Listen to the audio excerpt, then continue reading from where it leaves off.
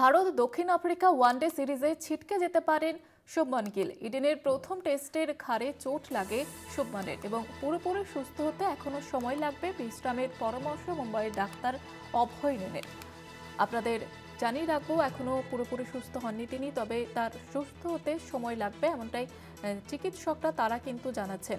ভারত দক্ষিণ Africa one day সিরিজে ছিটকে যেতে পারেন শুভমান গিল, কারণ ইডেনের প্রথম টেস্টে তিনি ঘাড়ে চোট পান এবং তার পুরোপুরি সুস্থ হতে এখনো সময় লাগবে। তার চিকিৎসা চলছে, চিকিৎসকরা যেমনটা তাকে পরামর্শ দিয়েছেন যে তার বিশ্রামের প্রয়োজন এবং ভারত দক্ষিণ আফ্রিকা ওয়ানডে সিরিজে ছিটকে যেতে পারেন শুভমান গিল।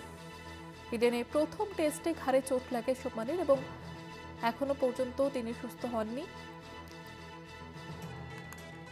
আমাদের সঙ্গে টেলিফোন লাইনে রয়েছে আমাদের প্রতিনিধি জয়জ্যোতি ঘোষ। জয়জ্যোতি, কি খবর পাওয়া যাচ্ছে?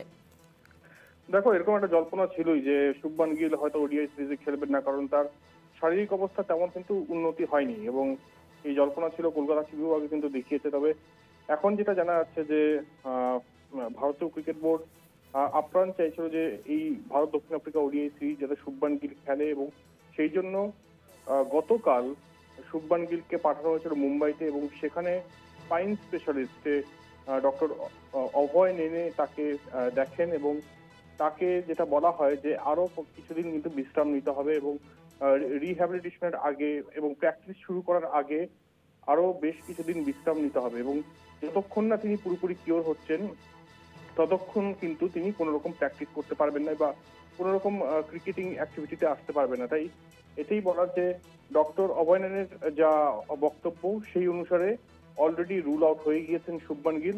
এবার প্রশ্ন হচ্ছে যে ভারতীয় ওডিআই টিমের অধিনায়কত্ব কে করবেন। দুটো নাম এর আগেও দুদিন আগেও আমরা বলেছি যে ঋষভ পান্ত এগিয়ে রয়েছেন। ঋষভ পান্তের সঙ্গে আরো একটা নাম উঠে আসছে, KL রাহুল। রোহিত শর্মা কি হবেন এটা নিয়েও কিন্তু একটা জল্পনা চলছে। তবে রোহিত শর্মার ঘনিষ্ঠ মহল বলছে যে রোহিত শর্মা নিতে মানে ক্যাপ্টেন্সি নিতে পুনরায় আগ্রহ দেখাননি, যার ফলস্বরূপ এই মুহূর্তে টেস্ট ক্যাপ্টেন্সি করছেন ঋষভ পান্ত। সেই জায়গায় দাঁড়িয়ে ঋষভ পান্ত একটু হলেও এগিয়ে রয়েছে। তবে KL রাহুলের নামটাও কিন্তু জোরালোভাবে উঠে আসছে। জীবিতা, ধন্যবাদ জানাবো জয়জ্যোতি।